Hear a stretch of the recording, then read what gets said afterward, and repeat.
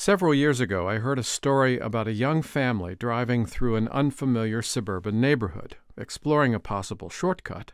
The father, driving the car, turned into an office park. A pre-adolescent daughter looked out her backseat window at acres of parking lots and row after row of low-lying glass and concrete structures, a dull sequence of cookie-cutter horizontalism.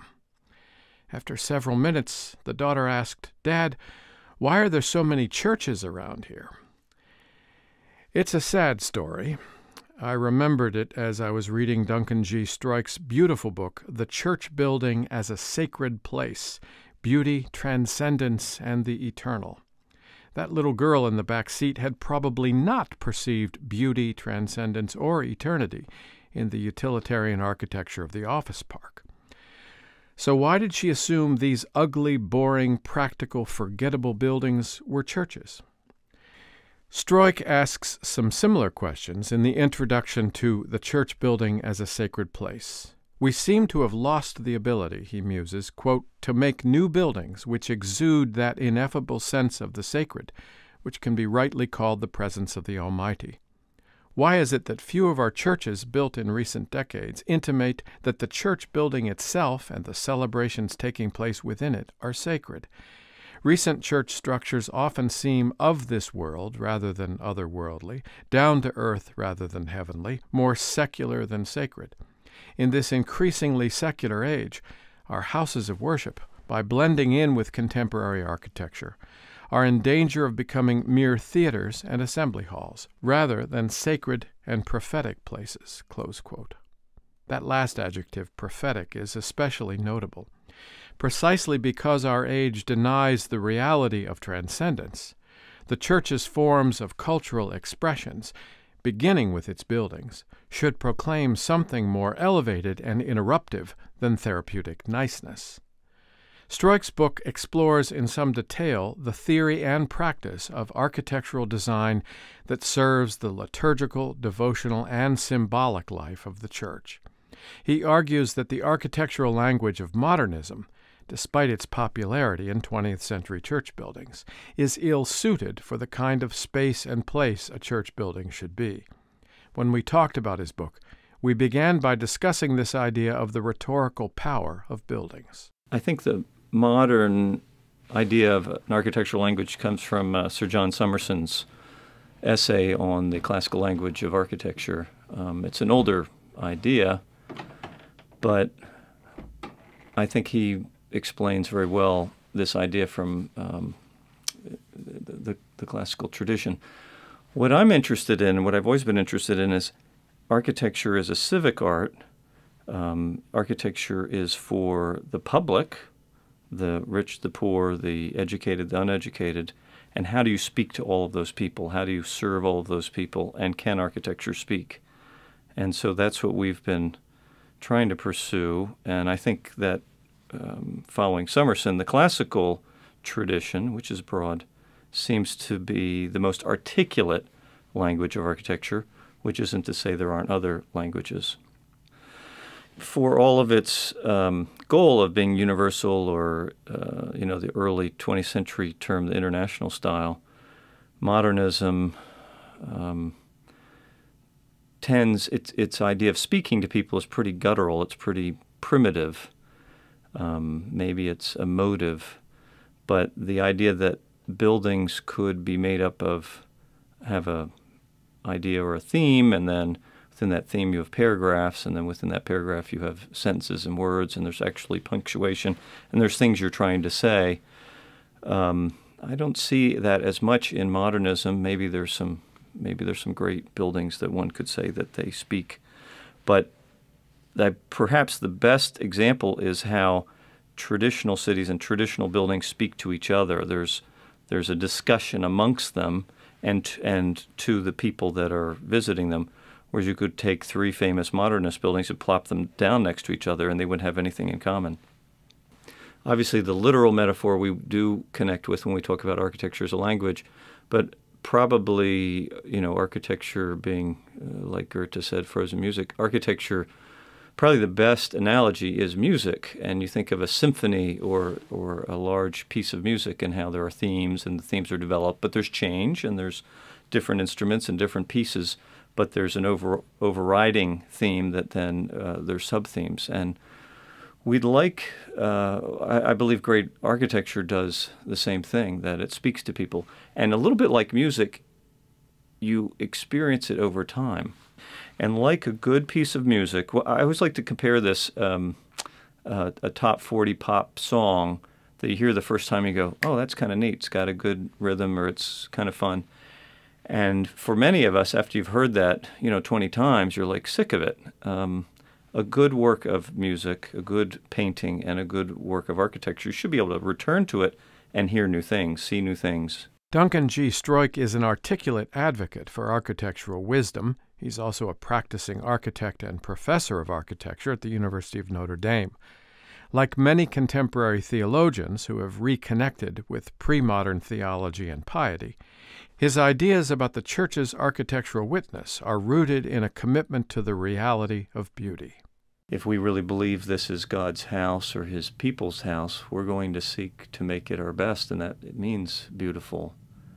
The challenge is, what is beauty and how do you do it? And we've been so confused with this idea of beauty's in the eye of the beholder, which basically starts you on the road to saying, well, it doesn't really matter. You think it's beautiful, I don't think it's beautiful, and so we don't have to care about it. But we do have to care about it. And actually, probably people in a particular group, or a lot of people that you can find, will agree that certain places, natural places, as well as certain man-made places, are beautiful. And I think that's a start. And I always do that when I talk to clients, potential clients, is I show them things that I think are beautiful from the last 2,000 years and see what they say. And once we find that, yes, my taste is very broad in classical architecture, and they may, zoom in on this or on that.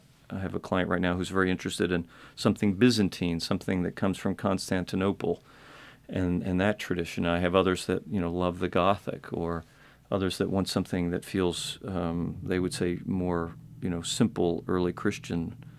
And so when you can find those that we can agree that this building or this art is beautiful, then let's do that, what we're going to do, really, really well. And those buildings or those works of art that we admire, those are our standards that we're trying to attain to or surpass, which of course is easier said than done.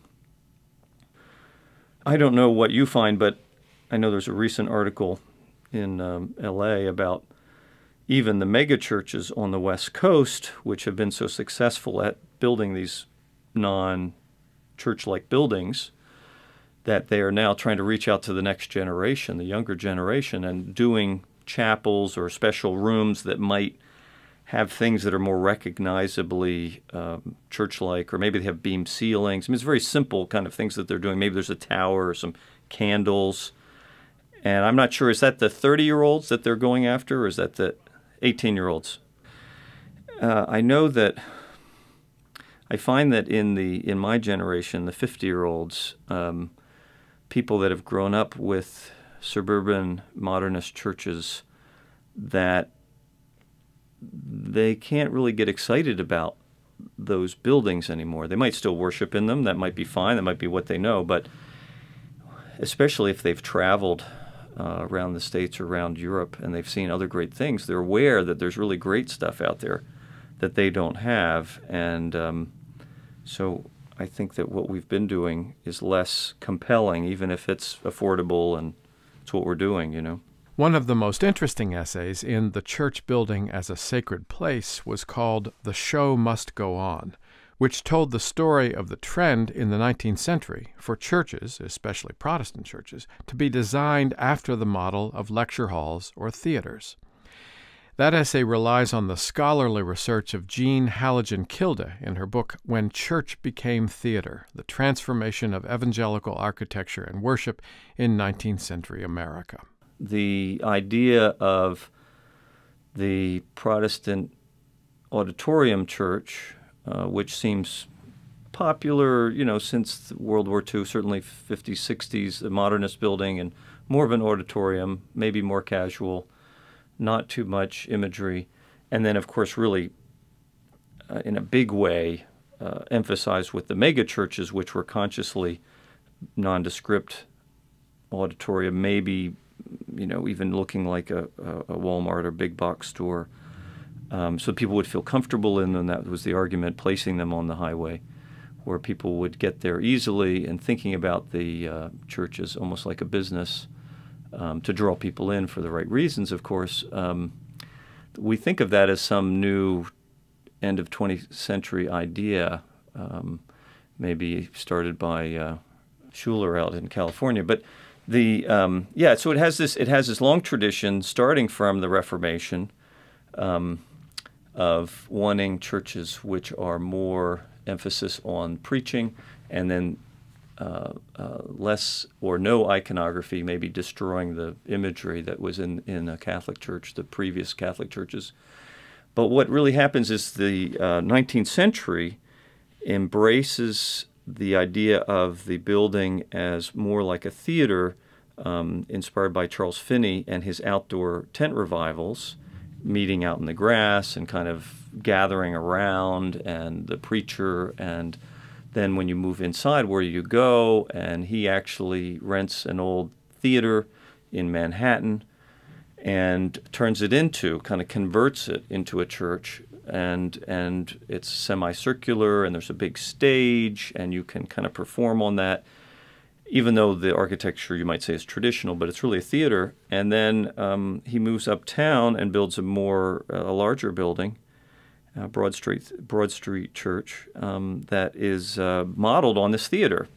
And so there's this whole movement, probably starting the mid-1800s, before the Civil War, and that kind of culminates in the late 1880s, 90s, in which we have churches that on the outside look like probably medieval Protestant churches, Gothic or Romanesque, but on the inside are semicircular theater-like sloping floors, padded seats, maybe they even flip up and down, individual seats.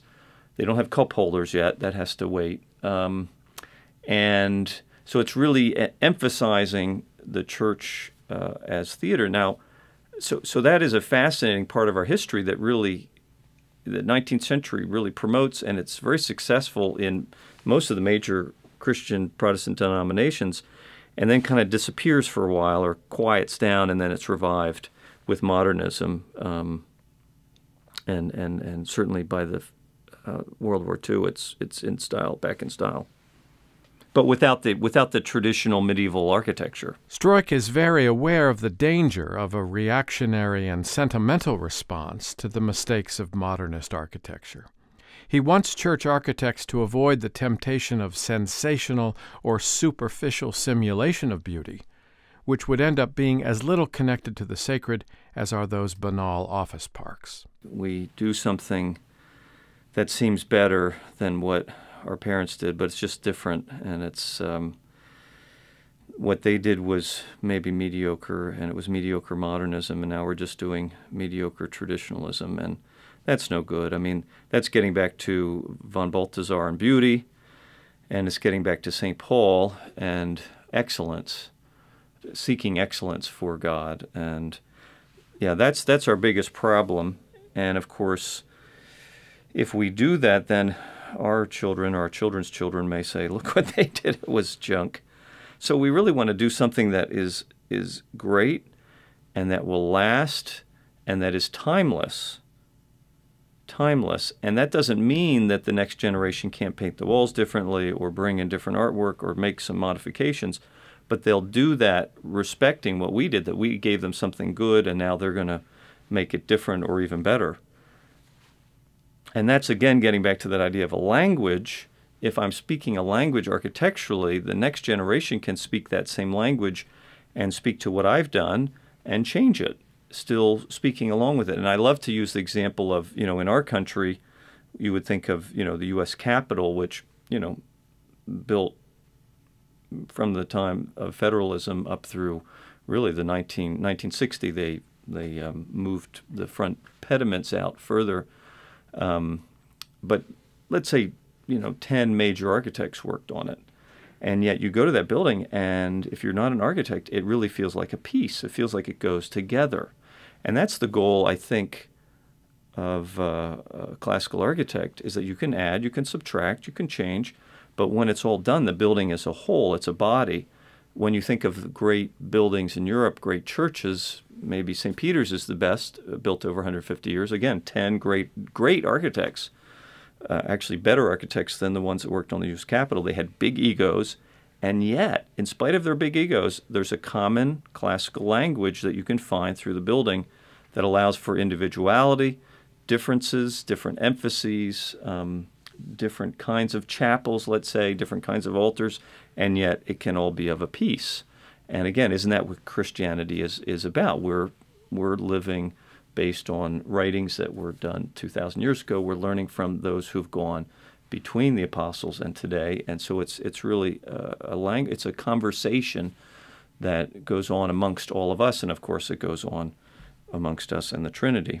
Duncan G. Stroik, professor of architecture at Notre Dame, and the author of The Church Building as a Sacred Place, Beauty, Transcendence, and the Eternal. You can look at a portfolio of church buildings his firm has designed on his website at stroik.com.